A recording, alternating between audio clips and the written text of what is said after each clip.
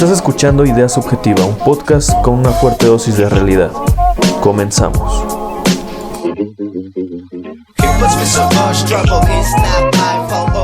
¿Ya quedó? ¿Estamos listos? Listos. ¿Qué tal, amigos? ¿Cómo están? Bienvenidos a otro episodio de Idea Subjetiva. En esta ocasión, el invitado que tenemos, la verdad, me atreví a invitarlo porque nos conocimos en una reunión hace algunos días y platicando con él se me hizo una persona súper inteligente, de hecho, muy capaz, muy inteligente, y estuvimos platicando ahí como que anécdotas de vida, y por eso le dije, ¿sabes qué? Jálate al episodio, El programa. al programa. Él es Ricardo Olvera. ¿Cómo andas? ¿Qué tal, Baruch? Pues muy bien, muchas gracias por la invitación y pues lo mismo, la idea de dialogar y el consenso y la labor que tú haces pues es bastante admirable y pues esperemos que aquí podamos nutrirnos de algunas ideas, ¿no? Vamos a debatir un poquito. Ya estuvimos debatiendo, bueno, no debatiendo, estuvimos platicando afuera del aire y le dije, tengo que debatirte ese punto de vista, pero antes de entrar en materia política, me gustaría que nos platicaras un poquito de quién eres, de dónde eres y en qué te has desarrollado. Ok, bueno, pues mi nombre es Ricardo Olvera, yo pues, soy originario de Pachuca Hidalgo, estudié aquí desde la primaria, secundaria, preparatoria y pues bueno, hasta terminando esta etapa de la preparatoria fue que yo pues me mudé a la Ciudad de México para prepararme. Estudié Economía en la Universidad Nacional Autónoma de México y a la par estudié Derecho en la Universidad La Salle. Tengo 2 licenciaturas que pues fui estudiando a la par, como ya lo mencioné. Y bueno, posteriormente, actualmente más bien me encuentro estudiando la maestría en Filosofía Social, igual en la Universidad La Salle. Me desempeño pues soy asesor legislativo de la Comisión de Justicia del Senado de la República. Y pues bueno, ahí ya llevo algunos años, soy pues militante del partido de Morena, hombre de izquierda, desde casi la secundaria, ¿no? En la secundaria ya me compraba yo mis revistas del Chamuco, de crítica y sátira política, y pues bueno, ahí he estado militando y trabajando por la construcción de la 4T desde los espacios juveniles y desde el espacio legislativo, que es el Senado. Ok, perfecto, Ricardo. Oye, nos comentaste que eres de izquierda, pero ¿por qué Morena? Si no hubiese sido Morena acaba de surgir hace apenas algunos años. Si no hubiese sido Morena, ¿qué partido hubieras elegido? Pues mira, esto no es un secreto ni nada, yo en mi vida pública, porque ya ves que ahorita en las redes sociales es vida pública y hay testimonio de todo. Yo en algún momento de más joven, cuando pues sí, recién saliendo en la preparatoria, estuve trabajando y pues comulgaba con los intereses pues del PRI, porque es una ideología que yo considero socialdemócrata y de hecho hasta en sus estatutos está. O sea, aunque pudiera parecer que el PRI es de una ideología totalmente diferente, incluso está afiliada a diferentes organismos internacionales de partidos de izquierda. Entonces yo decía, bueno, esta es una plataforma donde pues te puedes desarrollar con cierto sentido centro-izquierda, ¿no? Porque tampoco voy a definirme como un izquierda radical extremista, ¿no? O sea, izquierda, centro-izquierda, que es como el proyecto más viable que se pudiera ver. Entonces, pues Morena, cuando se creó con las demandas de los diferentes sectores de jóvenes, indígenas, de la comunidad LGBTIQ y diferentes, pues veo que es una plataforma pues en donde hay espacios, y tú lo puedes ver ahorita, espacios para que las personas sean verdaderos agentes de cambio. Lo puedes ver ahorita, como te decía, en la Cámara de Diputados hay bastantes jóvenes diputados, bastantes indígenas diputados, bastantes personas con capacidades diferentes diputados y diputadas, claro, y pues bueno, es una plataforma muy diversa y pues que abre las puertas a toda la ciudadanía. Oye, antes de seguir, platícame ahorita de hace algunos días, ¿obtuviste tu registro con...?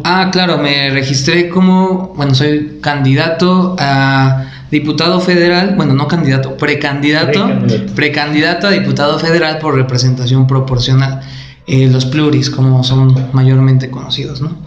Entonces, bueno, estamos en la lucha de eso y esperando pues los resultados del partido y que ojalá sean favorables para que podamos tomar los espacios de decisión. Eso es todo, Ricardo. Oye, vamos a hablar un poquito de políticas públicas en materia de educación.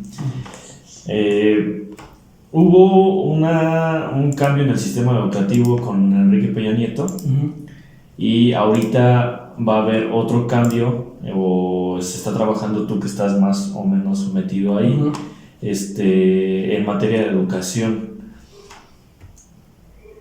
Para mi pensar, la reforma educativa de Peña Nieto no era pues buena, pero era agradable porque permitía esta competitividad. Uno de los temas recurrentes de los episodios pasados ha sido este tema de que llega un gobierno, construye, pum, pum, pum, pum, llega otro y destruye. ¿Qué piensas de las reformas educativas peñistas y ahorita obradoristas? Ok, pues yo tengo mis opiniones encontradas, pero sí hay una línea general que sí comparto, y así sintéticamente es: la reforma de Enrique Peña Nieto en materia de educación no fue una reforma educativa, sino una reforma administrativa. Y básicamente ese fue el esquema que se tiró, porque si te das cuenta, desde la reforma que se planteó no me acuerdo si fue por el 2014, pero fue a mitad del sexenio de Enrique Peña Nieto, no fue tocar de fondo los planes de estudio, no fue tocar de fondo en la Ley General de Educación materias o sembrar ideales o algún cierto tipo pues de artículo que te dijera cuál es el eje integral hacia donde se tiene que ir la educación, sino fue una reforma administrativa. Y tú lo sabes porque a lo mejor ellos te vendían la idea de decir: esta reforma es para que seamos más competitivos, y los maestros sobre todo, sí, porque a través de exámenes y evaluaciones se va a ver quién sí rinde frutos, quién no, ¿no?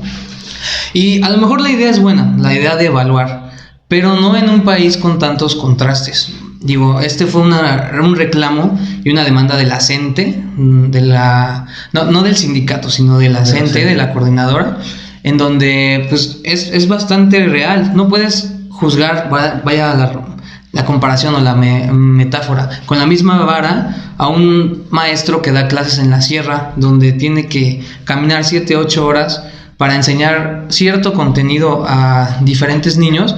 No lo vas a evaluar con esa misma vara a un maestro de aquí de la ciudad o a un maestro de la Ciudad de México, y encima sancionarlo porque no cumpla esos mismos estándares, porque no puedes alcanzar esos mismos estándares aunque el sistema educativo te lo requiera, porque las condiciones materiales y pues sobre todo económicas no te lo van a permitir. Entonces ese esquema pues punitivo, porque es punitivo hasta cierto punto, de decir: si no pasas este examen, bueno, te voy a dar ciertas oportunidades, ¿no? Porque tampoco era tan tajante de decir: no lo pasas, adiós. Sí. Sino te daban ciertas oportunidades, pero al fin y al cabo era una condicionante de la educación que no creo que fuera por ahí. Yo platicaba hace algunos años con un profesor de primaria, y me contaba que sí estaba, para los profesores sí era como que una reforma dura, porque antes te tenías que preocupar pues por el ABC, ¿no? de tu alumno, ¿no?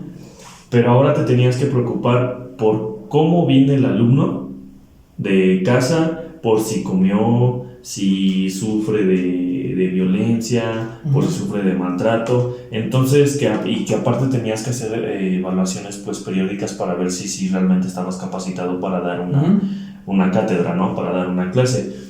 Y me decía: es que es mucho trabajo. Es que realmente, o sea, te tienes que preocupar ya por el contexto del alumno, y no tengo un alumno, tengo 60 alumnos en primaria, ¿no?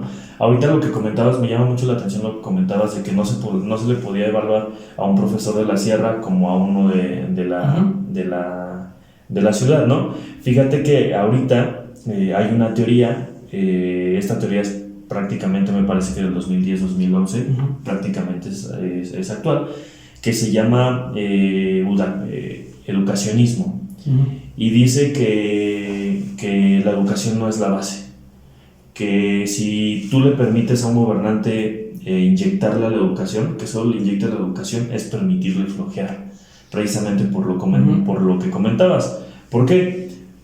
Porque no es lo mismo que un niño que va en una escuela de ciudad o que más o menos tiene digamos, un poder adquisitivo un poco más alto, se levante, no se preocupe si llega a la escuela, porque lo llevan, o sea, que realmente no se preocupe de su contexto, sino del solo estudiar. Ahí es cuando realmente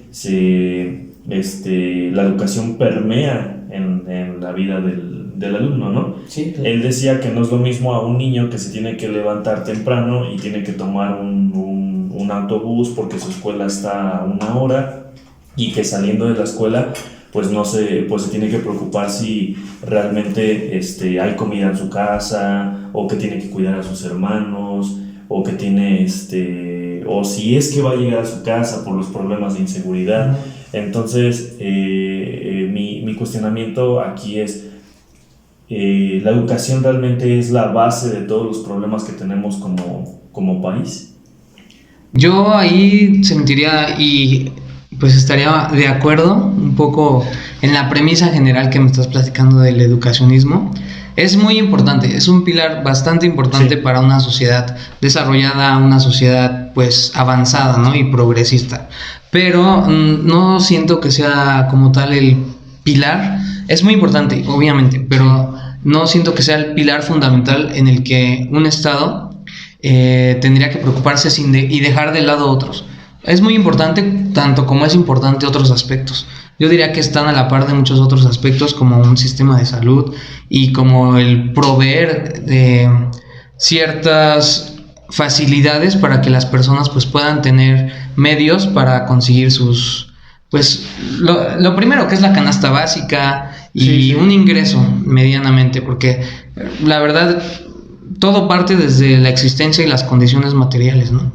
Si los niños no tienen las condiciones necesarias básicas de existencia, que son alimento, vivienda y un hogar pues integral y con una buena familia, pues por obvias razones, aunque tenga la mejor escuela y tenga acceso a la educación, no va a poder desarrollarse ni crecer como ese ciudadano que debe de ser. ¿Y qué hacemos para empezar a romper con este estigma? Porque, por ejemplo, tenemos gente pues ya adulta, que para ellos hubiesen querido tener una licenciatura, ¿no? Y ahorita una licenciatura, desgraciadamente, pues ya no es tan importante, es como si sacaras la preparatoria, ¿no? ¿Qué hacemos para empezar a romper ese estigma y empezar a realmente a preocuparnos por el contexto de toda la sociedad, ¿no? Porque yo como estudiante universitario pues me siento con la responsabilidad de que las generaciones que vienen atrás de mí pues tengan esa misma educación, ¿no?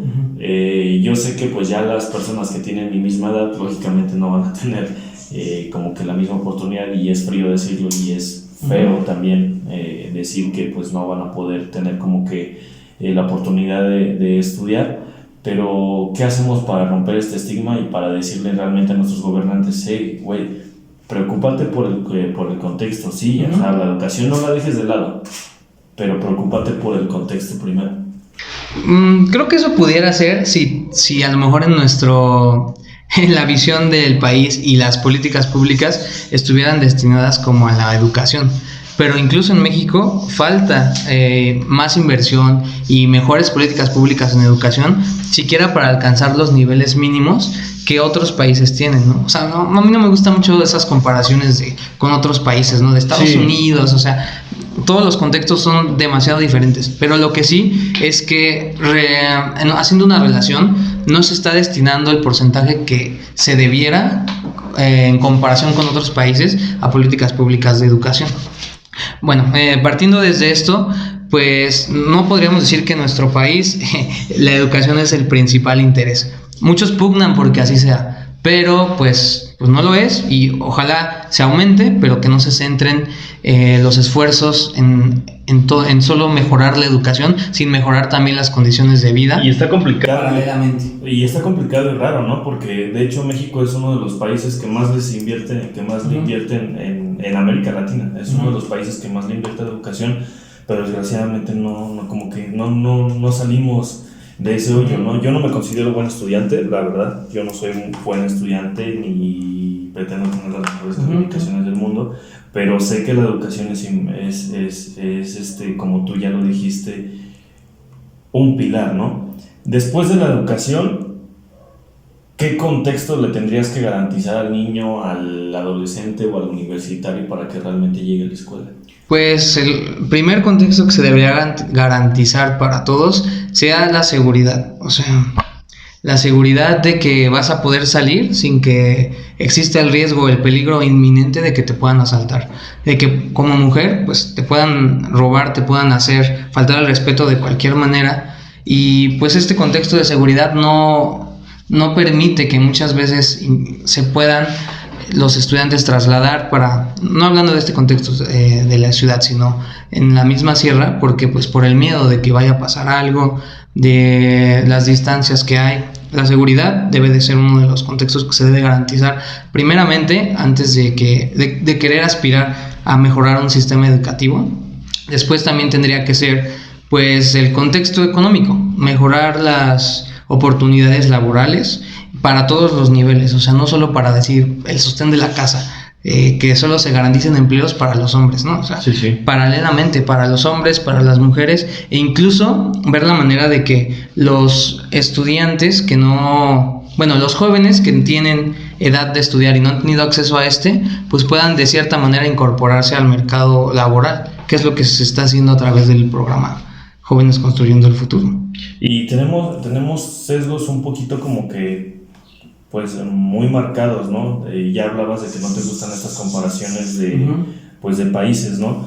Pero por ejemplo tenemos a nuestro vecino del norte que tiene una de las mejores educaciones que puede haber en el mundo, ¿no? Así lo veo yo. Tenemos a una de las mejores universidades allá, ¿no?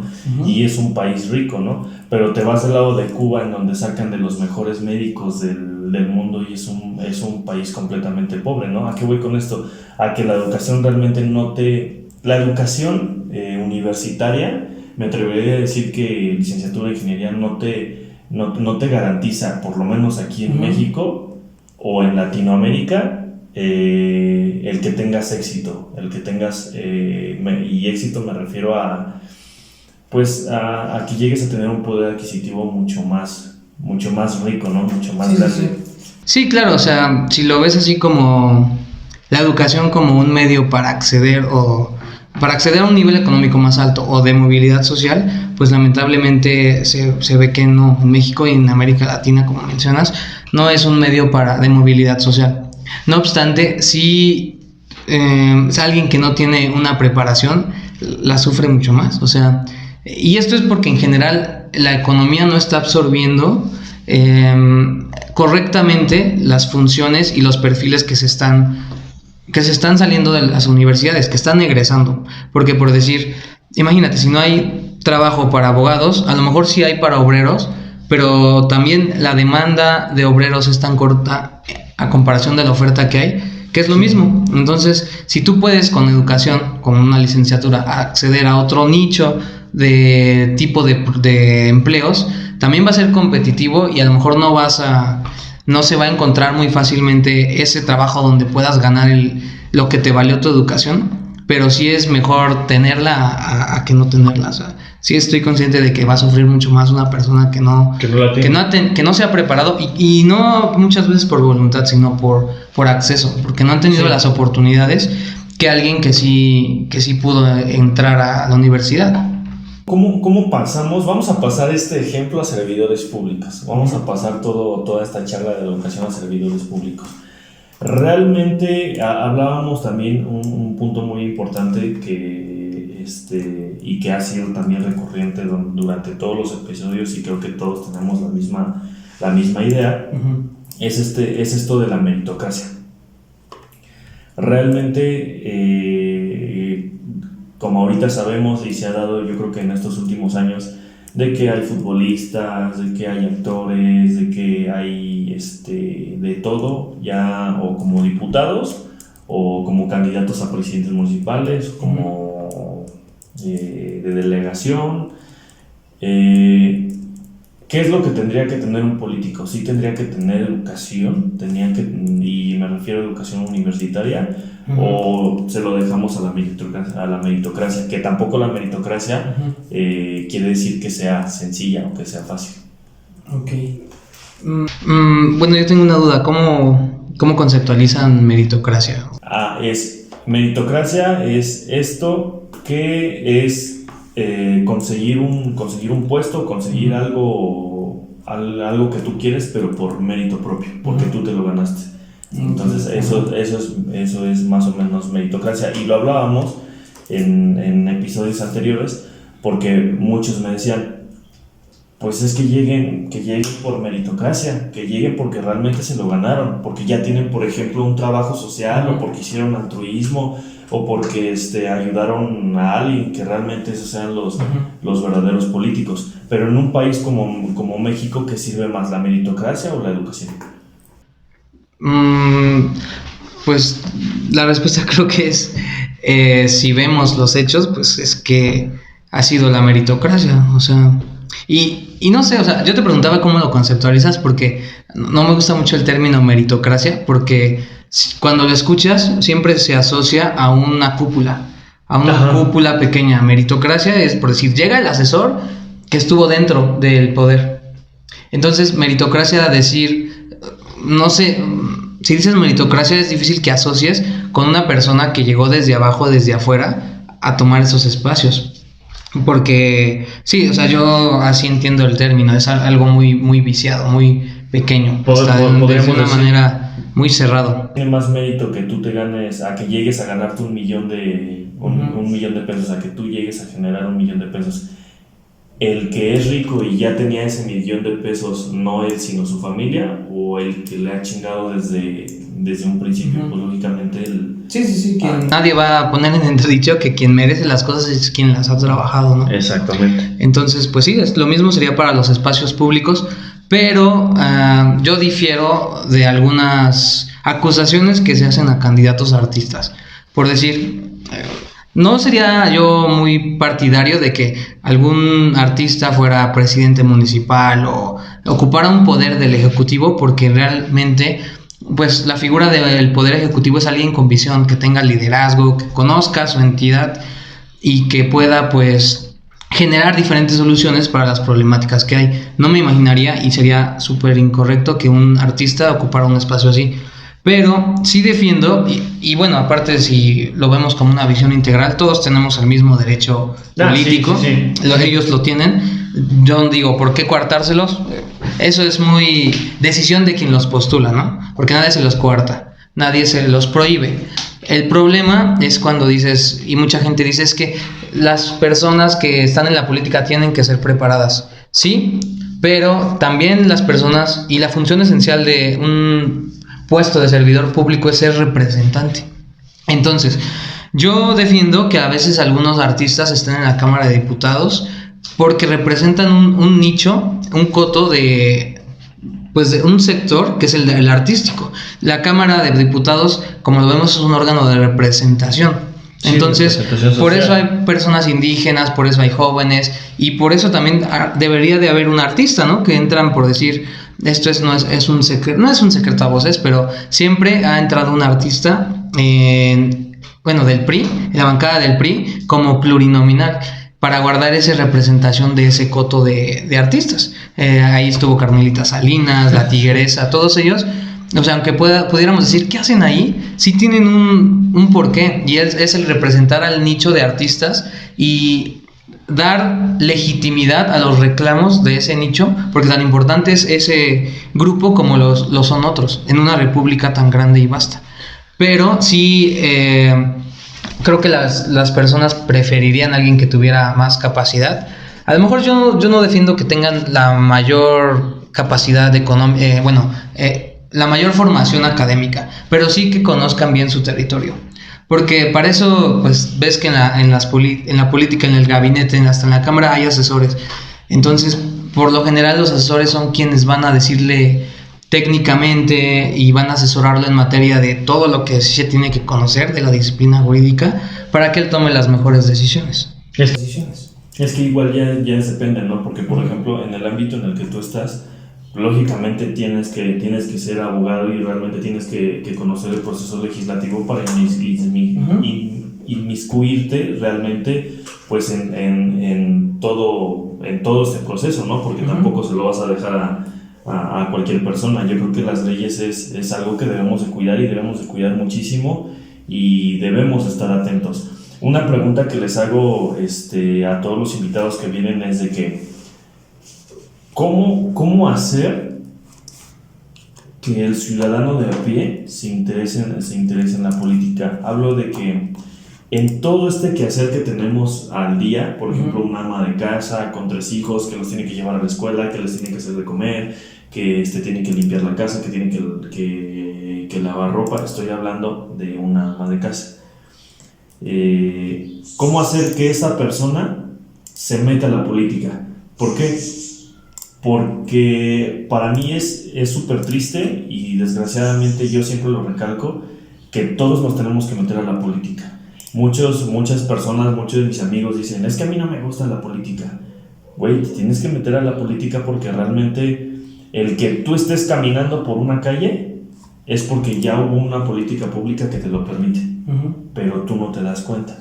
Entonces, ahorita está muy de moda esto de participación ciudadana, ¿no? Pero realmente, ¿cómo hacemos que crezca este interés por la ciudadanía en la política y que diga, oye, fíjate que un ejemplo, ¿no? La ley Olimpia, ya la investigué y estábamos platicando igual aquí con Ale hace algunos días de que hay hombres que piensan que la ley Olimpia solamente es para mujeres, ¿no? Y eso es porque realmente no nos metemos a investigar. Sí, es una ley, pero hubo una política anterior, ¿no? Entonces, ¿cómo hacemos para que nos metamos bien a la política, para que al ciudadano le interese y realmente le tenga que exigir al gobernante, al presidente municipal, al gobernador, al diputado, Pues, mira, yo pensaría que lo principal es cambiar ese paradigma que impera en muchos de nosotros, en muchas amas de casa, en muchas personas, de decir, yo no me meto porque no va a servir de nada, mi voz no va a ser escuchada, no voy a cambiar nada. Ese pensamiento tiene que cambiar, porque si tú mismo te estás poniendo la barrera de decir no voy a ser escuchado, no se va a ver reflejado mi reclamo en nada, pues ¿para qué pierdo mi tiempo?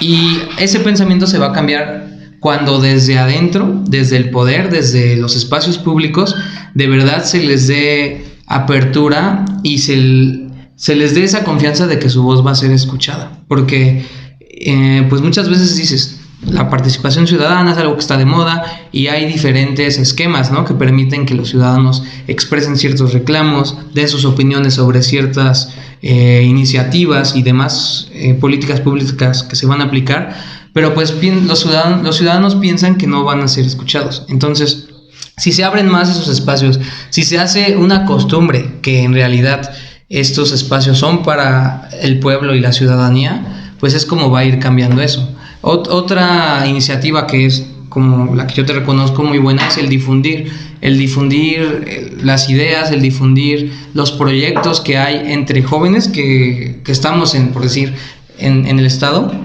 y que vemos que estamos participando sin todavía tener un espacio público, ¿no? Que es la idea, anhelamos eso y queremos hacerlo con todas las ganas y el fervor de participar para la sociedad, pero pues muchas veces las personas quieren pero no saben el canal, no saben con qué partido, no saben con qué organización, no saben a través de qué medio. Entonces, a través de la difusión que ahora nos permiten pues las redes sociales, internet y los demás tecnologías de la información, pues es donde se puede ya agrupar gente que tiene ese interés y por ende, si la gente se agrupa, se une, las personas van a sembrar ese interés de decir, oye, yo también quiero unirme a esta organización porque veo que están haciendo buenas cosas, ¿no? Veo que están siendo escuchados.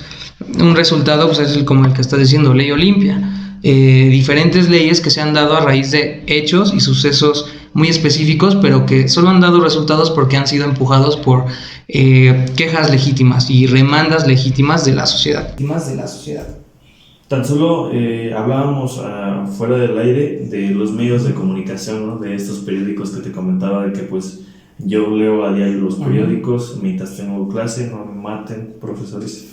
Mientras tengo clase, pues sí le doy una leída a los periódicos, pero igual hay que cuidar eso, ¿no? Como que no casarte con un solo medio de comunicación, porque desgraciadamente, no, afortunadamente, en México pues manejamos agendas políticas los diferentes medios de comunicación. Entonces, pues no tener tampoco, o sea, comparar los diferentes medios, los diferentes a lo mejor periódicos digitales, si es que no te gusta leer un periódico, y también no guiarte por las noticias que salen en Facebook, ¿no? Estas noticias amarillistas, realmente investigar. Los puros encabezados que nadie lee, ¿no? Exactamente, no te metes. Nadie lee la nota, solo así. El Salvador prohibió esto, dijo esto. Qué gacho, ¿no? Pero realmente no te metes a investigar qué es lo que dice la nota completa, ¿no? Porque pues también habemos gente que lo hacemos, metemos pues encabezados como que muy amarillistas o como que llaman la atención pues para jalar vistas, ¿no? Y eso es una estrategia de comunicación, ¿no? Pero realmente también es responsabilidad civil, ¿no? Porque es lo que yo platicaba me parece que con Gerardo, y decía, a ver, sí, le tenemos que exigir al gobierno y le tenemos que exigir al diputado, le tenemos que exigir al presidente municipal, al gobernador, pero realmente como ciudadanos hay veces que ni siquiera sabemos quién es nuestro diputado local, nuestro diputado federal. Hay veces que exigimos, pero exigimos a lo tonto. Y esa es una responsabilidad que también tenemos que tener los ciudadanos. No nada más es estar pidiendo y exigiendo, que yo no digo que está mal. Se le tiene que exigir al gobierno y se le tiene que exigir a los servidores públicos, porque por eso son servidores públicos, ¿no? Porque realmente tienen que estar enterados de todo lo que pasa en un sector. ¿Qué opinas de esto, de la responsabilidad civil que nosotros también tenemos? Los políticos tienen responsabilidad con la sociedad civil, pero nosotros también tenemos responsabilidad para con el Estado y para con los mismos ciudadanos, o sea, como participantes de la sociedad, como individuos, como ciudadanos. Sí hay esa responsabilidad, pero siento que es difícil que una persona, este mensaje, tú me lo dices a mí y se lo dices a lo mejor a cualquier chico de prepa o universitario o persona pues medianamente con un nivel de educación y lo entiende, a lo mejor no la practica pero dice sí, tiene razón, pero no le puedes exigir eso mismo a una persona que diario está preocupada por ver qué trae de comer a su casa, por ver que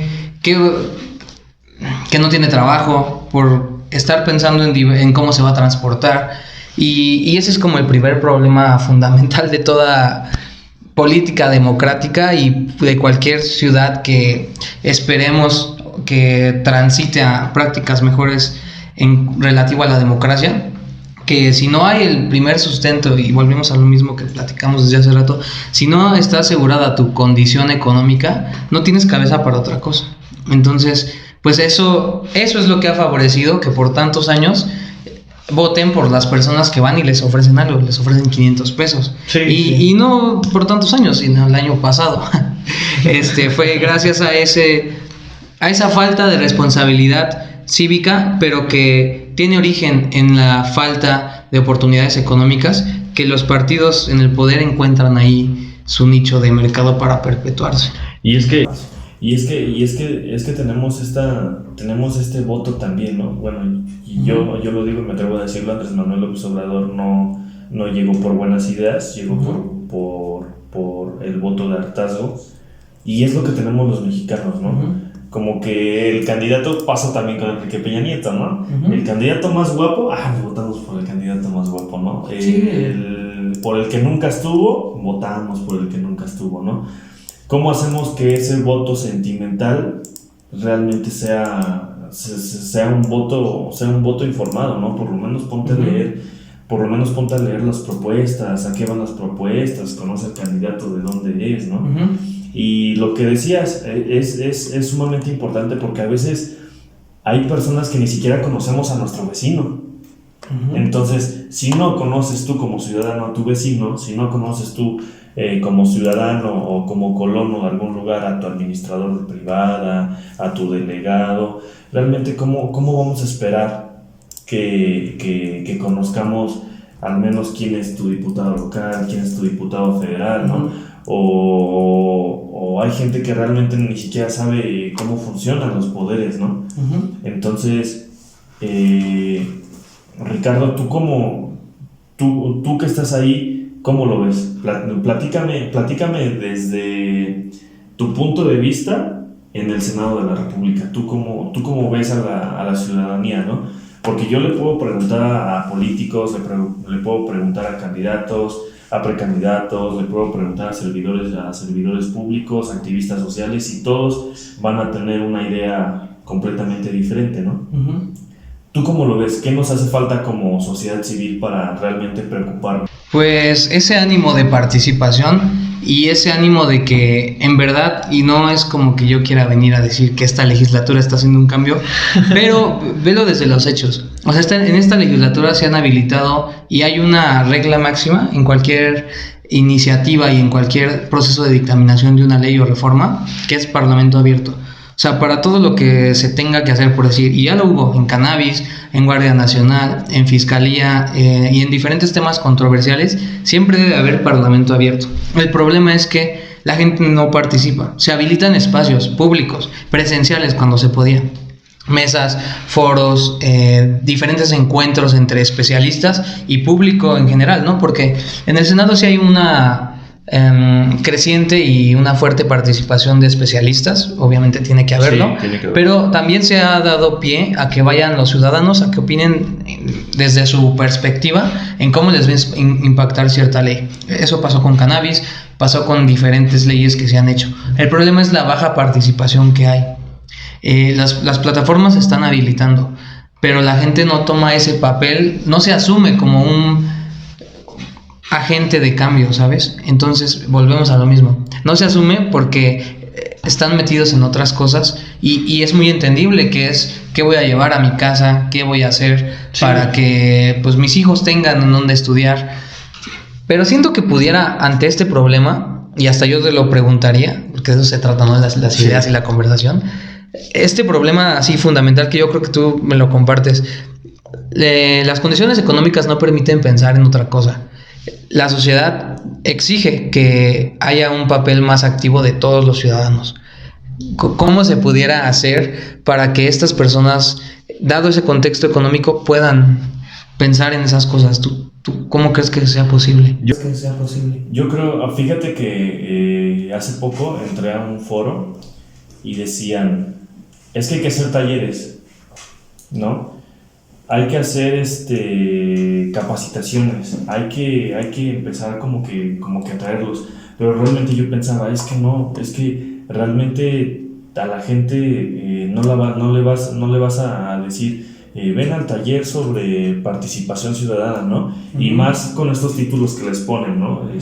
Por ejemplo, convocatorias que hay en los diferentes institutos por lo menos de gobierno del estado, estos tecnicismos, estas cosas tan rebuscadas que les ponen, no funcionan para nada. Entonces yo creo que también tiene que ver mucho como que la parte de mercadotecnia de la política, ¿no? Porque la política también tiene una parte mercadóloga, ¿no? Buscar estrategias para que sea un poco más digerible y a la gente le llame la atención, porque realmente los programas son buenos y los programas ahí están y están en todo el territorio nacional, pero desgraciadamente, por ejemplo, tú vas a Procuraduría, ¿no? Yo que estudio Derecho, ¿no? Vas a Procuraduría y encuentras un cartel de que va a haber un concurso de tal cosa y ves el tecnicismo y ves el curso del título tan largo y los requisitos y todo eso, ¿no? Pues yo como estudio Derecho, pues lo entiendo, ¿no? Y me llama la atención y veo los requisitos, pero realmente a una persona X que pase por ahí ni siquiera le va a interesar, ¿no? Ujú. Por ejemplo, yo lo veo con las redes sociales, este candidato de Monterrey que se llama Samuel García, que es candidato a gobernador. La verdad, para mí, y lo platicábamos, creo que lo platicaba yo contigo ese día, tiene una de las mejores campañas publicitarias en redes sociales. ¿Por qué? Porque es un candidato del norte de nuestro país, de Monterrey, y estamos, y de él se habla de punta a punta en territorio nacional, ¿no? Sí. Entonces creo que eso es lo que le falta al gobierno, como que meter un poquito más de como que meter un poquito más de interés y de atraerlos, ¿no? De comenzar a atraerlos y que realmente el político se salga a la calle, que el presidente municipal se salga a la calle y no sé, un día de oficina o que tengan una vez a la semana, ¿no? Va a sonar un poco populista, no me gusta el populismo para nada tampoco, pero pues que se salga a la calle, ¿no? Y que diga, a ver, güey, pues allá hay un bache, no hay alumbrado público, que se salga en la noche, ¿no? Y es lo que platicaba Gerardo. Decía, güey, yo salgo a correr en la noche o salgo en la bicicleta en la noche y me da miedo porque toda esa avenida, que es Avenida Revolución, está súper iluminada, pero de Avenida Revolución, me parece, a Santa Julia, el servidor público no me garantiza ni una sola lámpara. O sea, entonces es eso, como que el político se tiene que volver más de calle, pero tampoco se tiene que meter tanto en la figura pública de Samuel, porque entonces ya de memes que les hace. Sí, nadie lo toma, no creo que lo tomen en serio, o sea, aunque hablemos de él, no se toma como, yo creo que más bien se toma como el ejemplo de lo que no se debe de hacer si quieres ser un político y sobre todo llevar la bandera joven, porque quieras que no, mancha a los jóvenes que sí tenemos iniciativa, que sí tenemos el conocimiento para hacer las cosas, porque pues la gente dice, así son los jóvenes, ese político joven, el que se hace el chistoso, el que anda haciendo escándalo por todo, pues así no le voy a confiar mi voto. Es que es como un niño, ¿no? Es como darle poder a... Exactamente, y el foco y atención.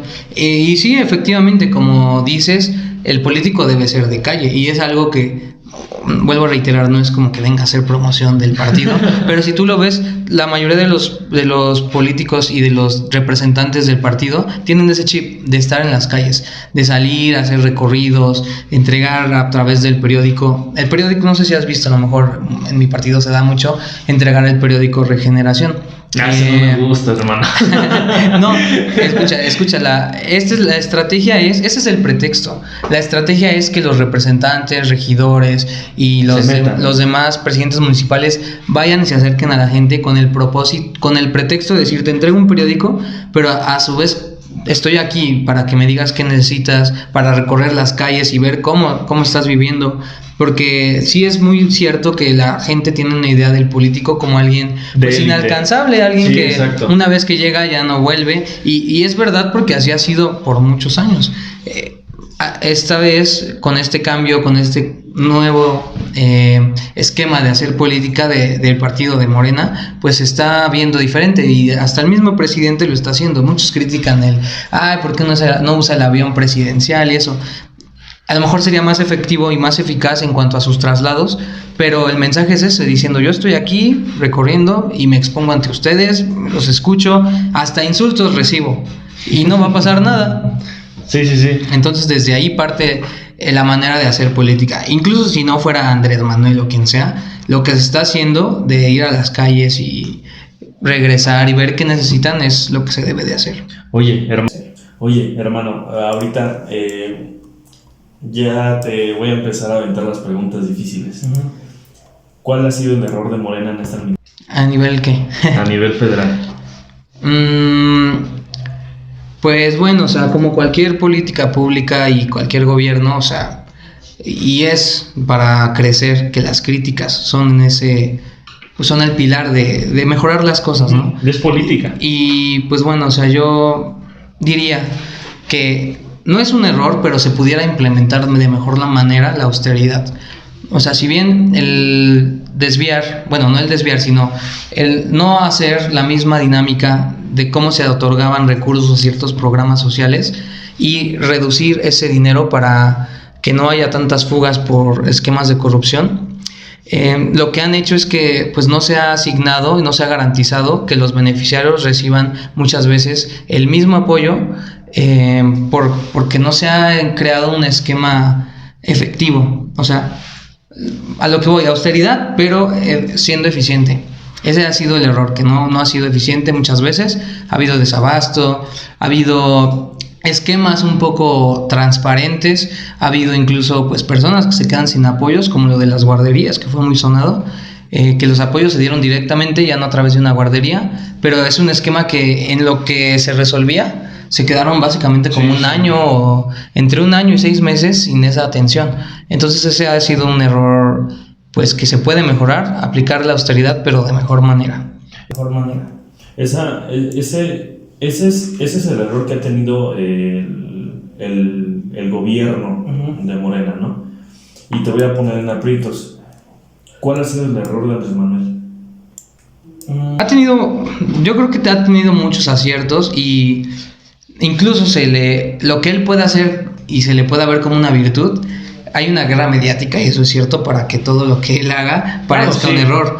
Pero a mí, en lo personal, me gustaría, o tal vez que pudiera ser una mejor campaña discursiva.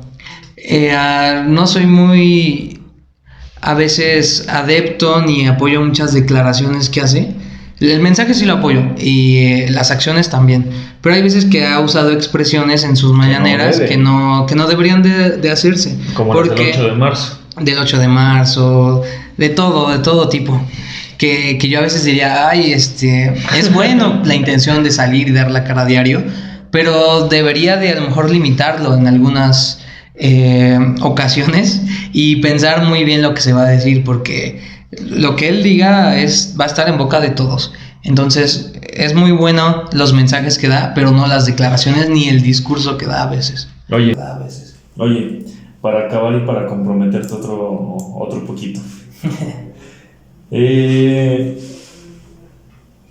Si no fuera Morena, ¿qué partido sería? Si llega ahorita el PRI, el PAN, el partido que tú quieras, y te dice, te ofrezco la candidatura, lo que tú estés pidiendo, ¿te vas? Tal vez no con el PRI ni el PAN. Con ellos ya no. No. Pero sí te vas del partido. Pues no tal vez, porque sí creo, y yo, es una predicción que bueno, ya que me puse en aprietos, y siendo sinceros, yo creo que tal vez el proyecto va bien, pero va a haber algún momento en el que ese proyecto no vaya tan bien y pase a ser como una segunda fuerza. Lo que pasó en Hidalgo es una segunda fuerza. Entonces va a haber, porque cuando está el partido fuerte todos están, pero cuando no está fuerte no hay nadie. Entonces eso es lo que hace grande a un partido y a los hombres, a estar apoyando cuando piensas que no, o sea, no solo cuando hay un interés. Entonces no creo que me fuera por otro lado. Sí me esperaría, y yo sé que el momento llegará. Si no es ahora, será en 3 años, si no en 6, pero ahí va a estar, siempre va a rendir frutos. Eso es todo, ya te queremos ver. Hay un dicho que es muy cierto, que la lealtad paga bien. Ya te queremos ver de gobernador, chica. Unos 20 años. Ricardo, pues muchísimas gracias por darte la vuelta, hermano. Gracias por platicar un poquito de educación, de política, de que a dónde te quieres ir, ¿no es cierto? Muchas gracias por venir. Ojalá y te des la vuelta otro día para platicar de otra cosa. Sí, claro, cuando me inviten aquí voy a estar. Y por último, tus redes sociales, te pueden seguir, ¿dónde andas? ¿Cómo te contacto? Sí, mi página en Facebook, Ricardo Olvera Molina. Así, son 3 palabras. Okay. Nombre y 2 apellidos, y ahí pues ahí estoy subiendo pues las actividades que estamos desempeñando. Mi Instagram pues es Rieche Olvera, como el filósofo Nietzsche, pero con R. Me gusta Nietzsche, ya tenemos otra cosa de qué platicar. Soy bastante fan de la filosofía desde la secundaria, entonces Nietzsche ha sido un pilar muy fuerte para mí. Muy fuerte para mi crecimiento personal. Yo la tuve que dejar porque me estaba haciendo miserable la filosofía.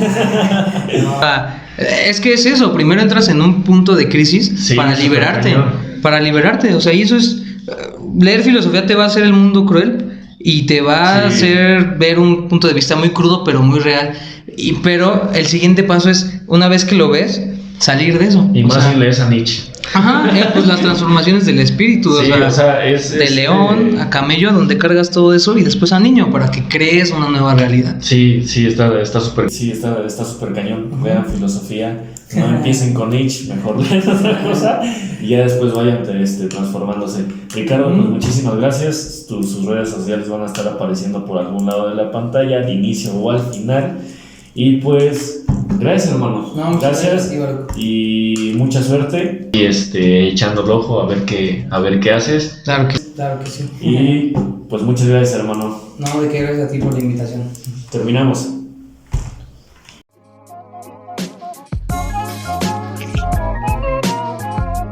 Jamendo.com